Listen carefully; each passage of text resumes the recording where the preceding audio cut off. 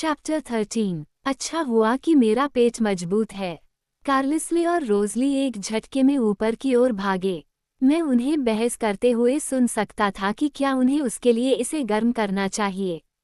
उफ, मुझे आश्चर्य हुआ कि उन्होंने यहाँ घर के अंदर क्या क्या सामान रखा है। खून से भरा फ्रिज चेक करें।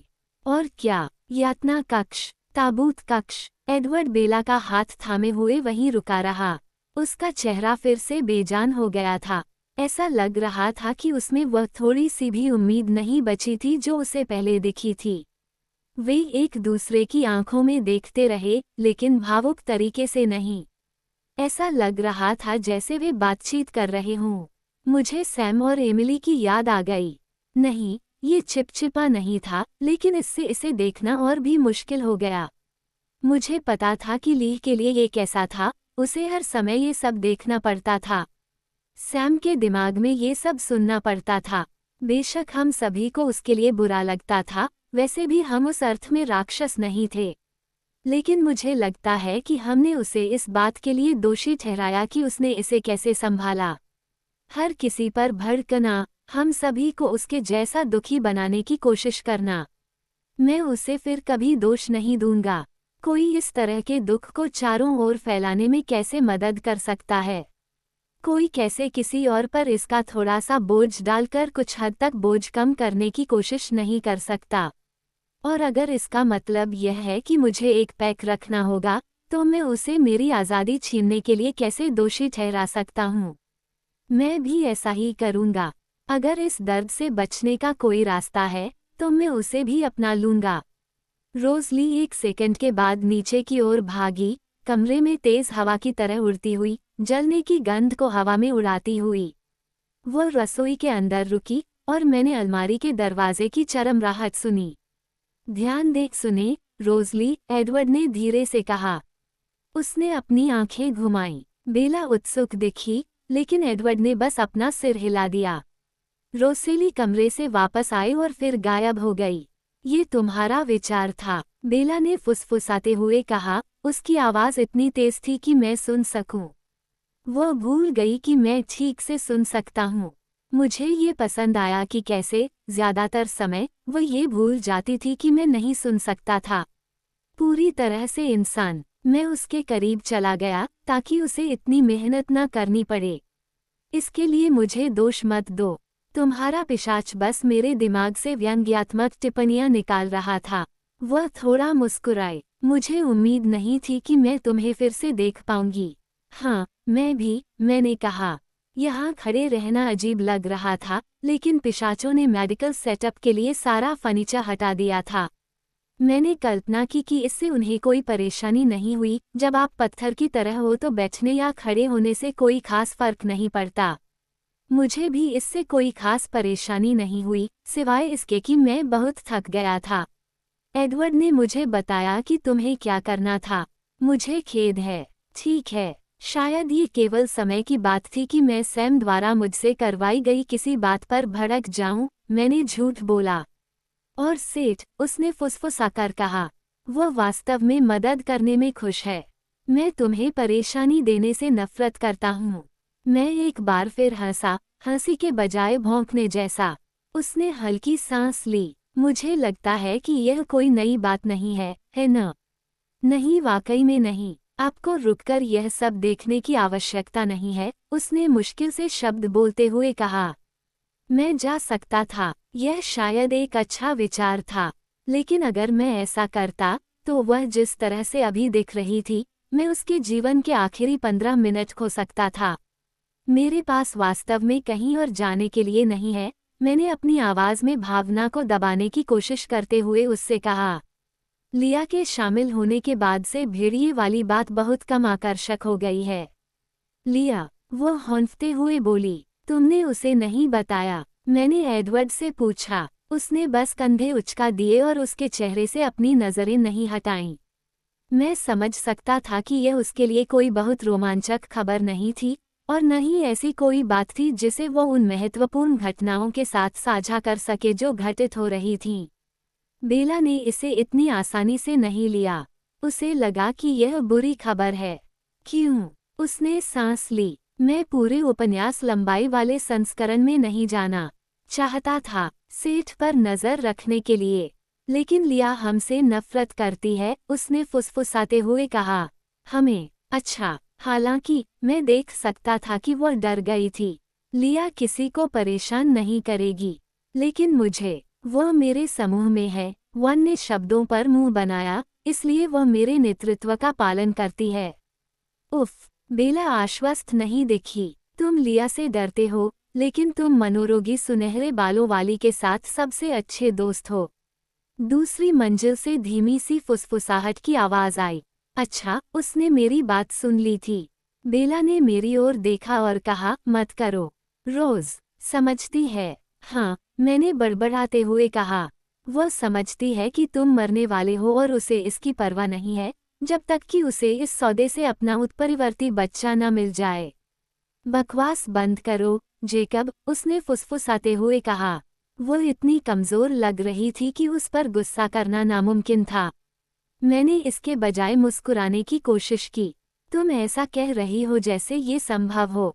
बेला ने एक क्षण के लिए मुस्कुराने से बचने की कोशिश की, लेकिन अंत में वह खुद को रोक नहीं सकी, उसके चाक जैसे होठों के कोने सिकुड़ गए।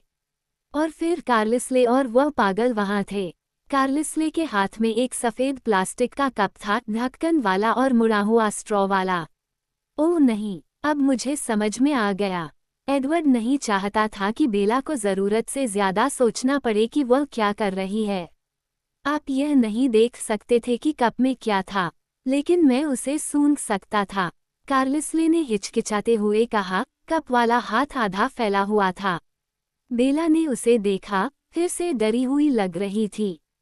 हम कोई दूसरा तरीका भी आजमा सकते हैं, कार्लिसले ने धीरे से कहा। नहीं, बेला फुसफुसाए। नहीं, पहले ये कोशिश करो। हमारे पास समय नहीं है।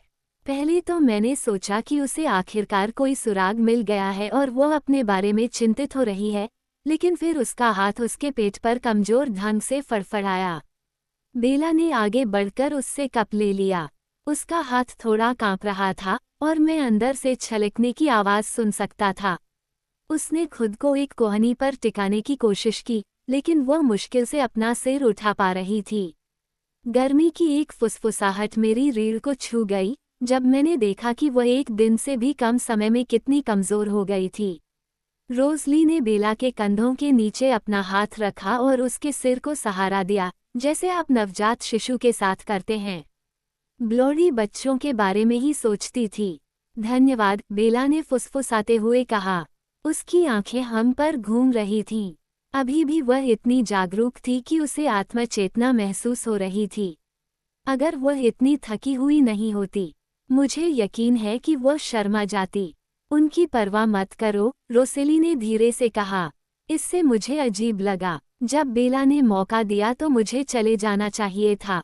मैं यहाँ नहीं रहना चाहता था, क्योंकि मैं इसका हिस्सा था। मैंने सोचा कि मैं यहाँ से निकल जाऊंगा, लेकिन फिर मुझे एहसास हुआ कि इस तरह का कदम उठाने से बेला के लिए ये और भी मुश्किल हो जाएगा। उसे ये सब करने के लिए मजबूर किया। उसे लगा कि मैं इतना निराश हो गया हूँ कि मैं यहाँ नहीं रह सकता, जो कि बिल्कुल सच था। फिर भी, हालांकि मैं इस विचार के लिए जिम्मेदारी नहीं लेना चाहता था, लेकिन मैं इसे अशुभ भी नहीं बनाना चाहता था। बेला ने कप को अपने चेहरे के पास उठाया और स्ट्रॉ के सिरे को सूंघा। वह चौंकी और फिर मुंह बनाया। बेला, प्रिय, हम एक आसान रास्ता खोज सकते हैं, एडवर्ड ने कप के लिए अपना हाथ बढ़ाते हुए कहा। अपनी नाक बंद कर लो, रोज़ली ने सुझाव दिया। उसने एडवर्ड के हाथ को घूर कर देखा, जैसे कि वह उस पर एक तस्वीर खींच सकती है। मैं चाहता था कि वह ऐसा करे। मुझे यकीन है कि एडवर्ड बैठे बैठे ऐसा नहीं करेगा, और मुझे ग्लोरी को एक अंक खोते हुए देखना अच्छा लगेगा। नहीं, ऐसा नहीं है। बस इतना ही है कि बेला ने गहरी सांस ली। इसकी खुशबू अच्छी है, उसने धीमी आवाज में स्वीकार किया। मैंने बड़ी मुश्किल से निगला और अपने चेहरे पर से घृणा को छिपाने की कोशिश की। यह अच्छी बात है, रोज़ली ने बेला से उत्सुकता से कहा। इसका मतलब है कि हम सही रास्ते पर हैं। इसे आजमा कर देखो। ब्लोंडी के नए हाव भाव को देखते हुए मुझे आश्चर्य हुआ कि वो टचडाउन डांस में नहीं बदल गई। बेला ने स्ट्रॉ को अपने होठों के बीच दबा लिया, अपनी आंखें बंद कर लीं और अपनी नाक सिकोड़ ली। मैं खून की आवाज सुन सकता था। कप में फिर से पानी की छींटे पड़ने लगे क्योंकि उसका हाथ कांप रहा था। उसने एक सेकंड के लिए उसमें से घूंट लिया और फिर आंखें बंद करके चुपचाप कराहने लगी। एडवर्ड और मैं एक साथ आगे बढ़े। उसने उसके चेहरे को छुआ। मैंने अपने हाथ पीछे करके कस लिए। बेला, प्रिय, ठीक है, उसने फुसफुसाते हुए कहा। उसने अपनी आंखें खोली और उसे घूरने लगी। उसका भाव क्षमा प्रार्थी था, विनती, डरा हुआ। इसका स्वाद भी अच्छा है। मेरे पेट में तेजाब उबल रहा था जो बाहर निकलने वाला था। मैंने अपने दांत पीस लिए। यह अच्छा है, ब्लोरी ने फिर दोहराया, अभी भी उत्साहित। एक अच्छा संकेत। एडवर्ड ने अपना हाथ उसके गाल पर दबाया और अपनी उंगलियों को उसकी नाजुक हड्डियों के आकार में घुमाया। बेला ने आह भरी और फिर से अपने होंठ स्ट्रॉ पर रख दिए। इस बार उसने सचमुच खींचा। ये क्रिया उसके बारे में बाकी सब चीज़ों की तरह कमज़ोर नहीं थी। जैसे कोई सहज ज्ञान हावी हो रहा था। तुम्हारा पेट कैसा है? क्या तुम्हें मतली आ रही है? कार्लिसले ने पूछा। बेला ने अपना सिर हिलाया। नहीं, मुझे बीमार महसूस नहीं हो रहा है, उसने फुसफुसाते हुए कहा। ये पहली बार है न? रोसेली मुस्कुराए। बहुत बढ़िया, मुझे लगता है कि इसके लिए अभी थोड़ा जल्दी होगी, रोज, कार्लिसले ने धीरे से कहा। बेला ने खून का एक और घूंट पिया। फिर उसने एडवर्ड की तरफ देखा। क्या इससे मेरा कुल योग खराब हो जाएगा? उसने फुसफुसाते हुए कहा। या फिर हम पिशाच बनने के बाद गिनती शुरू करें? कोई भी गिनती नहीं कर रहा है, बेला। वैसे भी इसके लिए किसी की जान नहीं गई। वह बेजान मुस्कान के साथ मुस्कुराया। तुम्हारा रिकॉर्ड अभी भी साफ है। उन्होंने मुझे खो दिया था। मैं बाद में समझाऊंगा, एडवर्ड ने इतनी धीमी आवाज में कहा कि उसके शब्द महज सांस थे। क्या? बेला फुसफुसाए। बस अपने आप से बात कर रहा था, उसने सहजता से झूठ बोला। अगर वह इसमें सफल हो जाता है, अगर बेला जिंदा रहती है, तो एडवर्ड इतनी सारी गलतियां करके बच नहीं पाएगा, जबकि बेला की इंद्रियां भी उसकी तरह ही तेज हैं। उसे ईमानदारी पर काम करना होगा। एडवर्ड के होंठ मुस्कुराने से कतराने लगे। बेला ने कुछ और ऑन्स पी लिए और खिड़की की ओर देखते हुए हमसे दूर चली गई। शायद वह ये दिखावा कर रही थी कि हम यहाँ नहीं हैं। या शायद सिर्फ मैं ही। इस समूह में कोई और व्यक्ति उसके काम से घृणा नहीं करेगा। इसके विपरीत, शायद उन्हें कप को उससे छीनने में कठिनाई हो रही थी। एडवर्ड ने अपनी आंखें घुमाईं। हे भगवान, कोई उसके साथ कैसे रह सकता है? ये वाकई बहुत बुरा था कि वो बेला के विचारों को नहीं सुन सकता था। फिर वह उसे भी बहुत परेशान करेगा और वह उससे थक जाएगी। एडवर्ड एक बार हंसा। बेला की नज़रें तुरंत उस पर पड़ी और वह उसके चेहरे पर हास्य देखकर मुस्कुराए। मेरा अनुमान है कि उसने कुछ समय से ऐसा कुछ नहीं देखा था। कुछ अजीब बात है। उसने सांस ली। उसने उत्तर दिया, याकूब। उसने मेरी ओर एक और थकी हुई मुस्कान के साथ देखा। जैक एक मज़ेदार व्यक्ति है, उसने सहमति जताई। बढ़िया, अब मैं दरबारी विदूषक था। बडाबिंग, वन ने कमज़ोर रिम शॉट छाप में बड़बड़ाया। वो फिर मुस्कुराए और फिर कप से एक और घूंट लिया। जब स्ट्रॉ ने खाली हवा को खींचा तो जोर से चूसने की आवाज़ आई तो मैं चौंक गया। मैंने ये किया, उसने प्रसन्नता से कहा। उसकी आवाज़ स्पष्ट और कर्कश थी, लेकिन आज पहली बार फुसफुसाहट नहीं थी। अगर मैं इसे दबाती रही, कार्लिसल, तो क्या तुम मेरी सुइयों को निकाल दोगे? जितनी जल्दी हो सके, उन्होंने वादा किया। ईमानदारी से कहूँ तो, वे जहाँ हैं, वहाँ उतना अच्छा काम नहीं कर रहे हैं। रोसेली ने बेला के माथे पर थपथपाया और दोनों ने एक दूसरे को आशा भरी नज़रों से देखा। और कोई भी देख सकता था कि मानव रक्त से भरे कप ने तत्काल अंतर पैदा कर दिया था। उसका रंग वापस आ रहा था, उसके मोमी गालों में गुलाबी रंग की हल्की सी झलक थी। अब उसे रोज़ली के सहारे की इतनी ज़रूरत नहीं थी। उसकी सांस लेना आसान हो गया था और मैं कसम खा सकता हूँ कि उसकी दिल की धड़कनें पहले से ज्यादा तेज और समान हो गई थीं। सब कुछ तेज हो गया। एडवर्ड की आंखों में आशा की वह किरण अब वास्तविकता में बदल चुकी थी। क्या आप और अधिक चाहेंगे? रोसेली ने दबाव डाला। बेला के कंधे झुक गए। बेला से बात करने से पहले एडवर्ड ने रोसेली को घूर कर देखा। तुम्हें अभी और पीने की जरूरत नहीं है। हाँ, मुझे पता है। लेकिन मैं चाहती हूँ, उसने उदास होकर स्वीकार किया। रोज़ली ने अपनी पतली, तीखी उंगलियां बेला के पतले बालों में घुमाईं। बेला, तुम्हें इस बारे में शर्मिंदा होने की जरूरत नहीं है। तुम्हारे शरीर में लालसाएं होती हैं। हम सब ये समझते हैं। पहले तो उसका लहजा शांत था, लेकिन फिर उसने सख्ती से कहा, जो कोई नहीं समझता उसे यहाँ नहीं होना चाहिए। जाहिर है, यह मेरे लिए था, लेकिन मैं ब्लोरी को अपने पास नहीं आने देना चाहता था। मुझे खुशी थी कि बेला को बेहतर महसूस हुआ। तो क्या हुआ अगर ये तरीका मुझे घिनौना लगा? ऐसा नहीं था कि मैंने कुछ कहा था। कार्लिसले ने बेला के हाथ से कप ले लिया। मैं अभी वापस आता हूँ। बेला मुझे घूरती रही जब वो गायब हो गया। जैक, तुम बहुत बुरे लग रहे हो, वह चिल्लाई। कौन बात कर रहा देखो। सच में, तुम आखिरी बार कब सोए थे? मैंने एक पल के लिए इस बारे में सोचा। हाँ, मैं वास्तव में निश्चित नहीं हूँ। ओह, जैक, अब मैं तुम्हारी सेहत के साथ भी खिलवाड़ कर रहा हूँ। बेवकूफ मत बनो। मैंने अपने दांत पीस लिए। उसे एक राक्षस के लिए खुद को मारने की अनुमति थी, लेकिन मुझे उसे ऐसा करते देखने के लिए कुछ रातों की नींद खोने की अनुमति नहीं थी। थोड़ा आराम कर लो, कृपया, वह आगे बोली। ऊपर कुछ बिस्तर हैं, तुम उनमें से किसी पर भी आ सकते हो। रोसेली के चेहरे पर नजर डालने से यह स्पष्ट हो गया कि मैं उनमें से किसी के यहाँ स्वागत योग्य नहीं था। इससे मुझे आश्चर्य हुआ कि स्लीपलेस ब्यूटी को बिस्तर की क्या जरूरत थी। क्या वह अपने प्रॉप्स के प्रति इतनी अधिकारपूर्ण थी? धन्यवाद, बेल्स, लेकिन मैं जमीन पर सोना पसंद करूंगा। बदबू से दूर, तुम्हें पता है। उसने मुंह बनाया। ठीक है। कार्लिसल वापस आ गया था, और बेला ने रक्त की ओर हाथ बढ़ाया। वह बेसुध थी, जैसे वह कुछ और सोच रही थी। उसी विचलित भाव के साथ, उसने उसे चूसना शुरू कर दिया। वह वाकई बेहतर दिख रही थी। उसने ट्यूबों से सावधान रहते हुए खुद को आगे खींचा और बैठने की मुद्रा में आ गई। रोज़ली ने अपने हाथों को बेला को पकड़ने के लिए तैयार रखा, अगर वह झुकी हुई थी। लेकिन बेला को उसकी जरूरत नहीं थी। घूंट घूंट करके गहरी सांस लेते हुए, बेला ने दूसरा कप जल्दी से खत्म कर दिया। अब तुम्हें कैसा लग रहा है?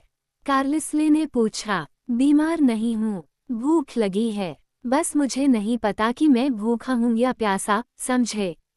कार्लिसल, जरा उसकी तरफ देखो, रोज़ली ने बड़बड़ाते हुए कहा, इतनी आत्मसंतुष्ट कि उसके होठों पर कैनरी के पंख होने चाहिए। ये स्पष्ट रूप से उसका शरीर चाहता है। उसे और पीना चाहिए। वह अभी भी इंसान है, रोज़ली। उसे भी भोजन की जरूरत है। चलो उसे थोड़ा समय दे ताकि पता चल सके कि इसका उस पर क्या असर होता है, और फिर शायद हम फिर से कुछ खाने की कोशिश कर सकें। क्या कुछ खास तुम्हें अच्छा लगता है, बेला? अंडे, उसने तुरंत कहा, और फिर उसने एडवर्ड की ओर देखा और मुस्कुराया। उसकी मुस्कान भंगुर थी, लेकिन उसके चेहरे पर पहले से ज्यादा जान थी। तभी मेरी पलकें झपकने लगीं और मैं लगभग भूल ही गया कि अपनी आंखें कैसे खोलूं। जेकब, एडवर्ड ने बड़बड़ाते हुए कहा, तुम्हें सचमुच सो जाना चाहिए।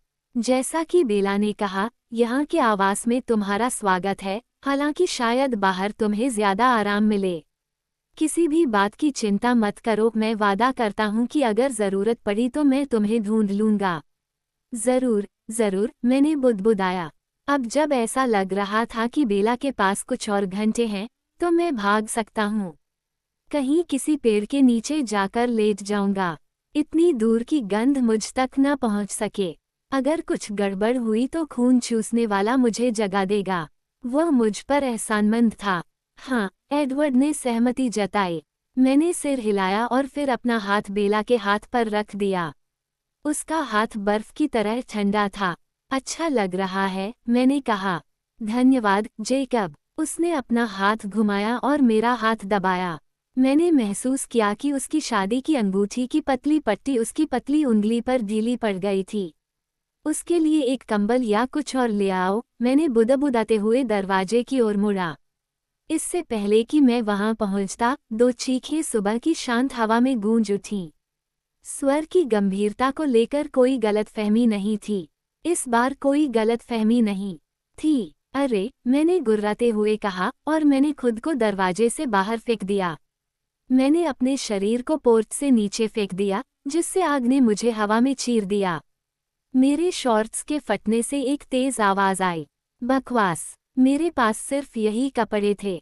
अब कोई फर्क नहीं पड़ा। मैं पंजों पर उतरा और पश्चिम की ओर भाग गया। यह क्या है? मैंने मन ही मन चिल्लाया। सेठ ने उत्तर दिया, कम से कम 3। क्या वे अलग हो गए? मैं सेठ की ओर प्रकाश की गति से लाइन चला रहा हूँ, जैसा कि लिया ने वादा किया था। मैं महसूस कर सकता था कि हवा उसके फेफड़ों में घुस रही थी, क्योंकि वह खुद को अविश्वसनीय गति से धकेल रही थी। जंगल उसके चारों ओर घूम रहा था। अब तक हमले का कोई दूसरा बिंदु नहीं था। सेठ, उन्हें चुनौती मत दो। मेरे लिए रुको, वे धीमे हो रहे हैं। उफ, उन्हें सुन पाना मुश्किल है। मुझे लगता है मुझे लगता है वे रुक गए हैं। बाकी लोगों का इंतजार कर रहे हैं। शश, उसे महसूस करें। मैंने उसके भावों को आत्मसात कर लिया। हवा में फीकी, ध्वनिहीन झिलमिलाहट, किसी का चरणबद्ध अकरण। ऐसा ही लगता है, सेठ ने सहमति जताई। लिया उस छोटी सी खुली जगह में उड़ गई जहां सेठ इंतजार कर रहा था। उसने अपने पंजे जमीन में गड़ा दिए और रेस कार की तरह घूम गई। मैं तुम्हारे साथ हूँ, भाई। वे आ रहे हैं, सेठ ने घबराते हुए कहा। धीरे धीरे चलते हुए मैंने उनसे कहा कि मैं लगभग वहां पहुंच गया हूं। मैंने लेह की तरह उड़ने की कोशिश की। सेठ और लेह से अलग होना भयानक लग रहा था, क्योंकि उनके अंत में मेरे अंत से ज्यादा खतरा था। गलत, मुझे उनके साथ रहना चाहिए था, उनके और जो कुछ भी आ रहा था उसके बीच। देखो, कौन इतना पितृवत हो रहा है, लिया ने व्यंग्यात्मक ढंग से सोचा। खेल में आगे बढ़ो, लिया। 4, सेठ ने फैसला किया। बच्चे के कान अच्छे थे। 3 भेड़िए, 1 आदमी। फिर मैंने थोड़ी सी जगह साफ की और तुरंत उस जगह पर पहुंच गया। सेठ ने राहत की सांस ली और फिर सीधा खड़ा हो गया, पहले से ही मेरे दाहिने कंधे पर अपनी जगह पर था। लिया थोड़े कम उत्साह के साथ मेरे बाएं तरफ आ गई। तो अब मैं सेठ के नीचे रैंक पर हूँ, उसने खुद से बड़बड़ाते हुए कहा। पहले आओ, पहले पाओ, सेठ ने आत्मसंतुष्ट होकर सोचा। साथियों, तुम पहले कभी अल्फा थर्ड नहीं थे। फिर भी एक अपग्रेड, मेरे बच्चे भाई के तहत एक उन्नयन नहीं है। शश, मैंने शिकायत की। मुझे परवाह नहीं कि तुम कहाँ खड़े हो। चुप रहो और तैयार हो जाओ। कुछ सेकंड बाद वे नजर आए, चलते हुए, जैसा कि सेठ ने सोचा था। आगे जेरेड, मानव, हाथ ऊपर उठाए हुए। उसके पीछे पॉल और क्विल और कॉलिन 4 पैरों पर। उनके हाव भाव में कोई आक्रामकता नहीं थी। वे जेरेड के पीछे लटके हुए थे, कान ऊपर किए हुए, सतर्क लेकिन शांत। लेकिन यह अजीब था कि सैम ने एम्ब्री के बजाय कोलिन को भेजा। अगर मैं दुश्मन के इलाके में कूटनीति दल भेज रहा होता तो मैं ऐसा नहीं करता। मैं किसी बच्चे को नहीं भेजता। मैं अनुभवी लड़ाकू को भेजता। एक मन बहलाव, लिया ने सोचा। क्या सैम, एम्ब्री और ब्रैडी अकेले ही आगे बढ़ रहे थे? ऐसा लगता नहीं था। क्या आप चाहते हैं कि मैं जांच करूं? मैं लाइन में लगकर 2 मिनट में वापस आ सकता हूं। क्या मुझे कल्लन को चेतावनी देनी चाहिए? सेठ ने सोचा। क्या होगा अगर मुद्दा हमें विभाजित करना था? मैंने पूछा। कल्लन जानते हैं कि कुछ होने वाला है। वे तैयार हैं। सैम इतना बेवकूफ नहीं होगा, लिया ने फुसफुसाते हुए कहा। उसके मन में डर समा गया था। वह कल्पना कर रही थी कि सैम सिर्फ 2 अन्य लोगों के साथ कल्लन पर हमला कर रहा है। नहीं, वो ऐसा नहीं करेगा, मैंने उसे आश्वस्त किया। हालांकि उसके दिमाग में जो छवि बनी थी, उसे देखकर मुझे भी थोड़ा अस्वस्थ महसूस हुआ। इस दौरान जेरेड और तीनों भेड़िए हमारी ओर देखते रहे, प्रतीक्षा करते रहे। क्विल और पॉल और कॉलिन एक दूसरे से क्या कह रहे थे, यह न सुन पाना डरावना था। उनके हाव भाव शून्य थे, पढ़ने लायक नहीं। जेरेड ने अपना गला साफ किया और फिर उसने मेरी ओर सिर हिलाया। युद्धविराम का सफेद झंडा, जैक। हम यहाँ बात करने आए हैं। क्या आपको लगता है ये सच है? सेठ ने पूछा। समझ में आता है, लेकिन। हाँ, लिया सहमत थी। लेकिन हमने आराम नहीं किया। जेरेड ने भौहें सिकोड़ी। अगर मैं भी तुम्हें सुन पाता तो बात करना आसान होता। मैंने उसे घूर कर देखा। मैं तब तक पीछे हटने वाला नहीं था जब तक कि मैं इस स्थिति के बारे में बेहतर महसूस न कर लूं, जब तक कि यह समझ में न आ जाए। कॉलिन क्यों? यही वो हिस्सा था जिसने मुझे सबसे ज्यादा चिंतित किया। ठीक है, मुझे लगता है कि मैं अभी बात करूंगा, जेरेड ने कहा। जैक, हम चाहते हैं कि तुम वापस आओ। क्विल ने अपने पीछे से एक हल्की सी कराह निकाली, बयान का समर्थन करते हुए। तुमने हमारे परिवार को तोड़ दिया है। ऐसा नहीं होना चाहिए था। मैं इस बात से असहमत तो नहीं था, लेकिन यह मुद्दा नहीं था। उस समय मेरे और सैम के बीच कुछ अनसुलझे मतभेद थे। हम जानते हैं कि आप कलेंस के साथ हुई स्थिति के बारे में बहुत दृढ़ता से महसूस करते हैं। हम जानते हैं कि यह एक समस्या है, लेकिन यह एक अति प्रतिक्रिया है। सेठ ने गुर्राते हुए कहा। अति प्रतिक्रिया और बिना चेतावनी के हमारे सहयोगियों पर हमला करना। सेठ, क्या आपने कभी पोकर फेस के बारे में सुना है? शांत रहो, क्षमा मांगना। जेरेड की नजरें सेठ पर और फिर मेरी ओर घूम गईं। सैम इस मामले को धीरे धीरे आगे बढ़ाना चाहता है, जेकब। वह शांत हो गया है, उसने दूसरे बुजुर्गों से बात की है। उन्होंने फैसला किया है कि इस समय तत्काल कार्रवाई किसी के हित में नहीं है। अनुवाद, लिया ने सोचा, वे पहले ही आश्चर्य का तत्व खो चुके हैं। यह अजीब था कि हमारी संयुक्त सोच कितनी अलग थी। पैक पहले से ही सैम का पैक था, हमारे लिए पहले से ही वे थे। कुछ बाहर और कुछ और। यह विशेष रूप से अजीब था कि लिया इस तरह से सोच रही थी कि वह हम का एक ठोस हिस्सा हो। बिली और सू आपसे सहमत हैं, जेकब, कि हम बेला के समस्या से अलग होने का इंतजार कर सकते हैं। उसे मारना हम में से किसी के लिए भी सहज नहीं है। हालांकि मैंने सेठ को इसके लिए गाली दी थी, लेकिन मैं खुद को थोड़ा सा गुस्सा करने से नहीं रोक सका। इसलिए उन्हें ये बिल्कुल भी अच्छा नहीं लगा। हत्या से सहज है न? जेरेड ने फिर से अपने हाथ ऊपर उठाए। आराम से, जैक। तुम समझ रहे हो कि मेरा क्या मतलब है। मुद्दा यह है कि हम इंतजार करेंगे और स्थिति का फिर से आकलन करेंगे। अगर इस चीज में कोई समस्या है तो बाद में फैसला करेंगे। हाँ, लिया ने सोचा। कितना बोझ है, आप इसे नहीं खरीदते। मुझे पता है कि वे क्या सोच रहे हैं, जैक। सैम क्या सोच रहा है? वे वैसे भी बेला के मरने पर दांव लगा रहे हैं। और फिर उन्हें लगता है कि तुम बहुत गुस्सा हो जाओगे कि मैं खुद ही हमले का नेतृत्व करूंगा। मेरे कान मेरी खोपड़ी से सटे हुए थे। लिया जो अनुमान लगा रही थी, वह बिल्कुल सही लग रहा था। और बहुत संभव भी। अगर वह चीज बेला को मार देती, तो ये भूलना आसान हो जाता कि मैं अभी कार्लिसले के परिवार के बारे में क्या महसूस कर रहा हूँ। वे शायद दुश्मनों की तरह दिखेंगे, जैसे कि फिर से खून चूसने वाले जोंक से ज्यादा कुछ नहीं।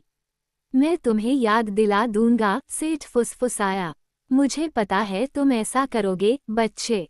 सवाल यह है कि क्या मैं तुम्हारी बात सुनूंगा, जैक?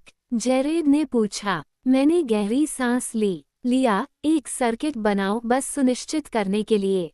मुझे उससे बात करनी होगी, और मैं सकारात्मक होना चाहता हूं कि जब मैं चरणबद्ध हूं तो कुछ और नहीं चल रहा है। मुझे आराम दो, जेकब। तुम मेरे सामने नंगा हो सकते हो। मेरी पूरी कोशिशों के बावजूद, मैंने तुम्हें पहले भी नंगा देखा है। इससे मुझे कोई खास फर्क नहीं पड़ता, इसलिए कोई चिंता नहीं। मैं तुम्हारी आंखों की मासूमियत को बचाने की कोशिश नहीं कर रहा हूँ, मैं हमारी पीठ को बचाने की कोशिश कर रहा हूँ। यहाँ से चले जाओ। लिया ने एक बार खर्राटे लिए और फिर जंगल में भाग गई। मैं उसके पंजों की आवाज सुन सकता था जो मिट्टी में घुस रहे थे और उसे तेजी से धकेल रहे थे। नग्नता पैक जीवन का एक असुविधाजनक लेकिन अपरिहार्य हिस्सा था। लिया के आने से पहले हम सभी ने इसके बारे में कुछ नहीं सोचा था। फिर यह अजीब हो गया। लिया का अपने गुस्से पर औसत नियंत्रण था। हर बार जब वह नाराज होती थी तो उसे अपने कपड़ों से बाहर निकलने से रोकने में सामान्य समय लगता था। हम सभी ने एक झलक देखी थी, और ऐसा नहीं था कि वह देखने लायक नहीं थी। ये सिर्फ इतना था कि जब वह आपको बाद में इसके बारे में सोचते हुए पकड़ती थी तो ये देखने लायक नहीं था। जेरेड और अन्य लोग उस स्थान को घूर रहे थे जहां वह झाड़ियों में गायब हो गई थी। उनके चेहरे पर चिंता के भाव थे। वो कहाँ जा रही है?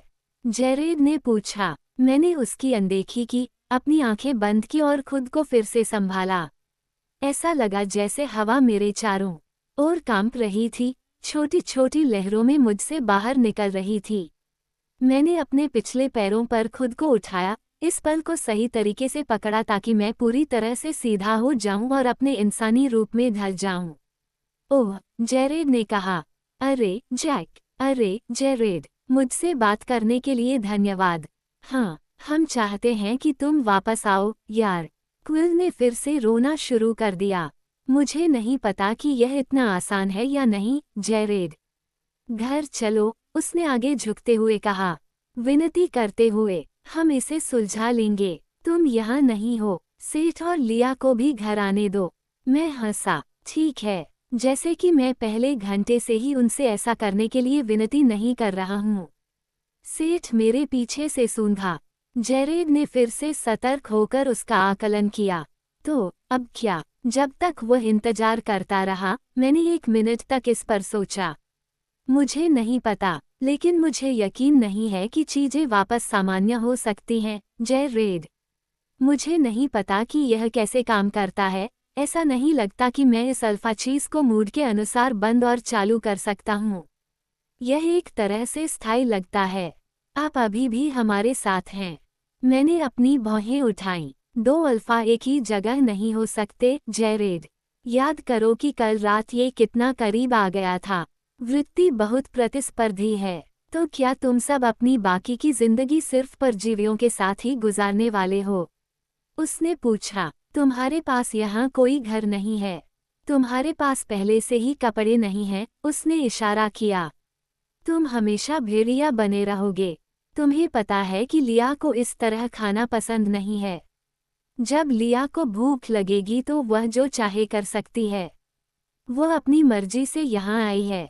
मैं किसी को यह नहीं बता रहा कि उसे क्या करना है। जेरेड ने आह भरी। सैम ने तुम्हारे साथ जो किया उसके लिए उसे खेद है। मैंने सिर हिलाया। मैं अब क्रोधित नहीं हूँ। लेकिन मैं वापस नहीं आ रहा हूँ, अभी नहीं। हम इंतजार करेंगे और देखेंगे कि आगे क्या होता है। और जब तक जरूरी लगे हम कलन परिवार पर नजर रखेंगे। क्योंकि आप जो भी सोचते हो, ये सिर्फ बेला के बारे में नहीं है। हम उन लोगों की रक्षा कर रहे हैं जिन्हें सुरक्षा मिलनी चाहिए। और यह कलन परिवार पर भी लागू होता है। कम से कम उनमें से एक उचित संख्या तो है ही। सेठ ने सहमति में धीरे से चिल्लाया। जेरेड ने भौहें सिकोड़ी। मुझे लगता है कि मैं तुमसे कुछ नहीं कह सकता। अभी नहीं, हम देखेंगे कि चीजें कैसे होती हैं। जेरेड ने सेठ की ओर मुंह किया, अब उस पर ध्यान केंद्रित करते हुए, मुझसे अलग। सू ने मुझे तुमसे मना करने के लिए कहा था, तुमसे घर आने के लिए विनती करने के लिए। वह टूट चुकी है, सेठ। बिल्कुल अकेली। मुझे नहीं पता कि तुम और लिया उसके साथ ऐसा कैसे कर सकते हैं। उसे इस तरह से छोड़ दो, जबकि तुम्हारे पिता की मृत्यु अभी अभी हुई है।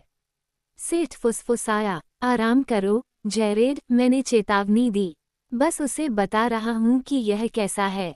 मैंने नाक भान सिकुड़ी। ठीक है। सू मेरे जानने वाले किसी भी व्यक्ति से ज्यादा सख्त थी। मेरे पिता से भी ज्यादा सख्त, मुझसे भी ज्यादा सख्त। अपने बच्चों की सहानुभूति का फायदा उठाने के लिए इतनी सख्त कि उन्हें घर वापस लाने के लिए यही जरूरी था। लेकिन सेठ को इस तरह से काम पर लगाना उचित नहीं था। सू को इस बारे में अब कितने घंटों से पता है, और ज्यादातर समय बिली और ओल्ड क्विल और सैम के साथ बिताया है। हाँ, मुझे यकीन है कि वो सिर्फ अकेलेपन से मर रही होगी। बेशक अगर तुम चाहो तो जाने के लिए स्वतंत्र हो सेठ। तुम ये जानते हो, सेठ ने सूंघा। फिर 1 सेकंड बाद उसने उत्तर की ओर कान लगाया। लिया जरूर पास ही होगी। जीज, वो बहुत तेज थी। 2 बीट और लिया कुछ गज दूर झाड़ियों में रुक गई। वह सेठ के सामने पॉइंट लेते हुए तेजी से आगे बढ़ी। उसने अपनी नाक हवा में रखी, बहुत स्पष्ट रूप से मेरी दिशा में नहीं देख रही थी। मैंने उसकी सराहना की। लिया, जेरेड ने पूछा। उसने उसकी नजरों से नजरें मिलाईं, उसका थूथन उसके दांतों पर थोड़ा पीछे खींच गया। जेरेड को उसकी शत्रुता से कोई आश्चर्य नहीं हुआ। लिया, तुम्हें पता है कि तुम यहाँ नहीं रहना चाहती। वो उस पर झल्लाए। मैंने उसे चेतावनी भरी नजर से देखा, लेकिन वह नहीं देख पाई। सेठ ने कराहते हुए उसे कंधे से धक्का दिया। माफ करें, जेरेड ने कहा।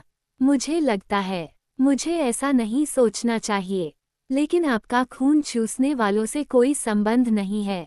लिया ने बहुत ही जानबूझकर अपने भाई की ओर देखा और फिर मेरी ओर।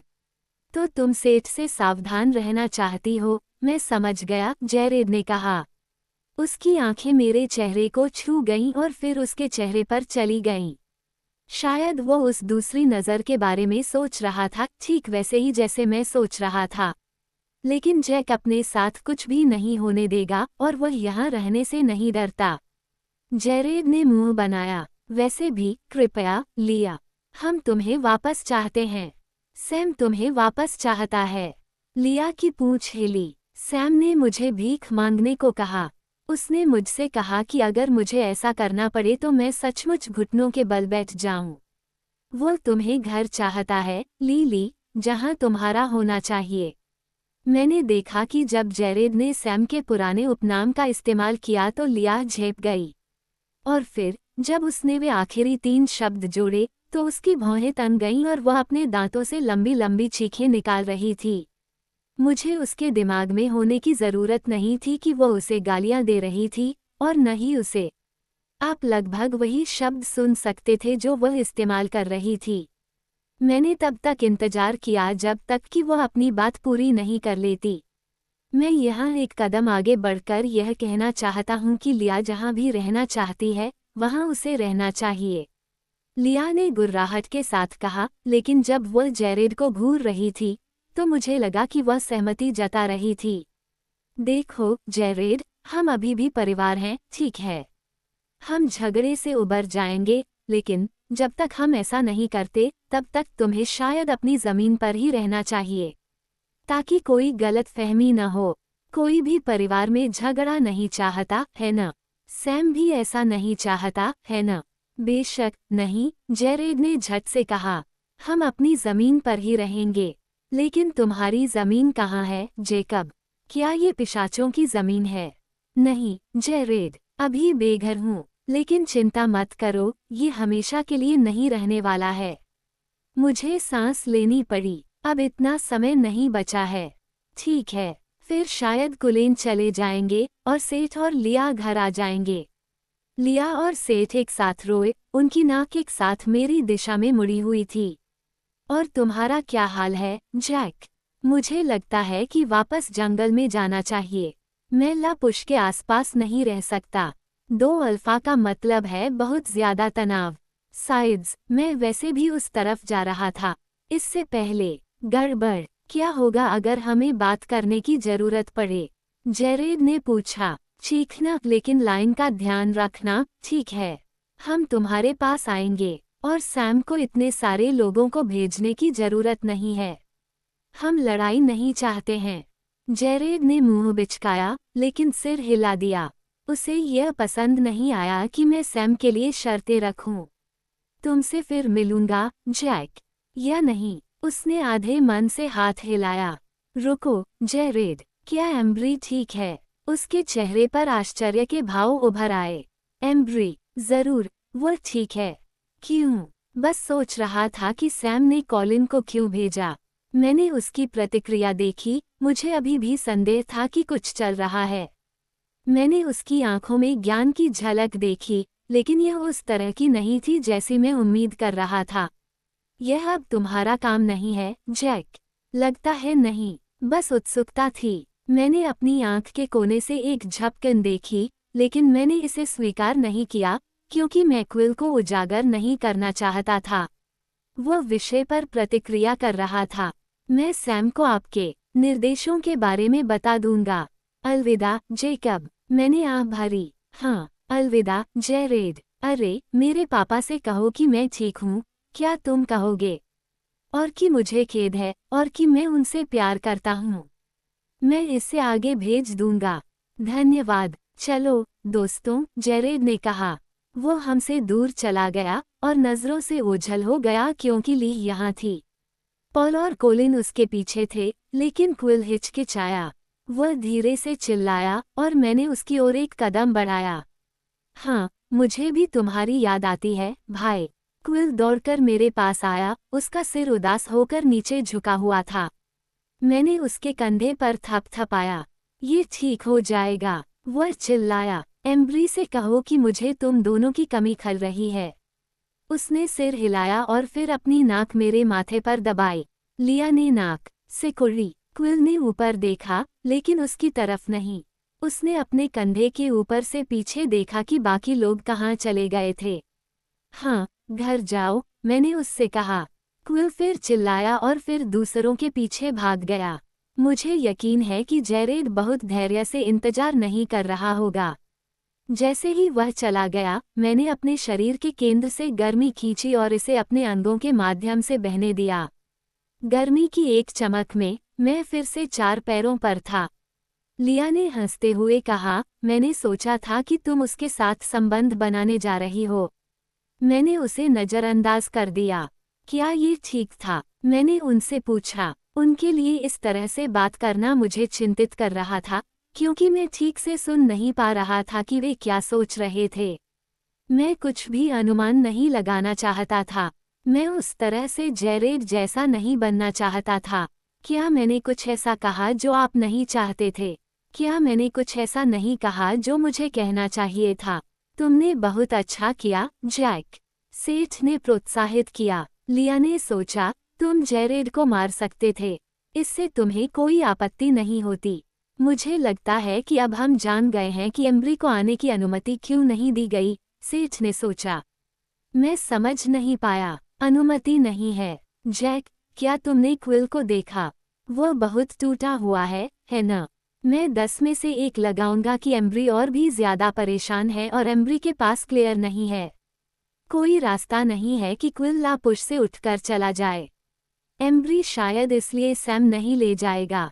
क्या उसे जहाज छोड़ने के लिए मनाए जाने की कोई संभावना है?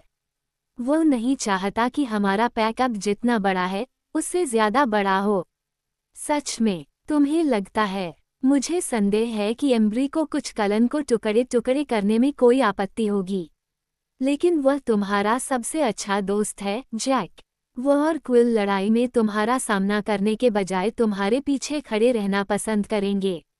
खैर, मुझे खुशी है कि सैम ने उसे घर पर ही रखा। ये पैक काफी बड़ा है। मैंने आह भरी। ठीक है, तो अब हम ठीक हैं। सेठ, क्या तुम कुछ समय के लिए चीजों पर नजर रखना चाहोगे? ली और मुझे दोनों को ही आराम करने की जरूरत है। ये लेवल पर लगा, लेकिन कौन जानता है, शायद यह एक विकर्षण था। मैं हमेशा इतना चिंतित नहीं था, लेकिन मुझे सैम की प्रतिबद्धता की भावना याद है। उसने जो खतरा देखा था उसे नष्ट करने पर उसका पूरा ध्यान केंद्रित था। क्या वह इस तथ्य का फायदा उठाएगा कि वह अब हमसे झूठ बोल सकता है? कोई बात नहीं। सेठ जो कुछ भी कर सकता था, करने के लिए बहुत उत्सुक था। तुम चाहते हो कि मैं कलन को समझाऊं? वे शायद अभी भी थोड़े तनाव में हैं। मैं समझ गया। मैं वैसे भी चीजों की जांच करना चाहता हूँ। उन्होंने मेरे तले हुए मस्तिष्क से छवियों की हलचल पकड़ ली। सेठ आश्चर्य से चिल्लाया, उई। लिया ने अपना सिर आगे पीछे हिलाया जैसे वह अपने दिमाग से उस छवि को मिटाने की कोशिश कर रही हो। यह मेरे जीवन में सुनी गई सबसे घिनौनी बात है। उफ, अगर मेरे पेट में कुछ होता, तो वह वापस आ जाता। मुझे लगता है कि सेठ ने 1 मिनट बाद अनुमति दी। लिया की प्रतिक्रिया की भरपाई करते हुए उन्होंने बदलाव किए। मतलब, ये समझ में आता है। और अगर यह बेला की मदद करता है तो यह अच्छी बात है न? लिया और मैं दोनों उसे घूर रहे थे। क्या? लिया ने मुझे बताया कि जब वो बच्चा था तो उसकी माँ उसे बहुत बार गिराती थी, जाहिरा तौर पर उसके सिर पर। वह पालने की सलाखों को भी कुतरता रहता था। लीड पिंच, ऐसा लगता है, उसने सोचा। सेठ ने नाक भान सिकोड़ी। अजीब बात है, तुम दोनों चुप होकर सो क्यों नहीं जाते?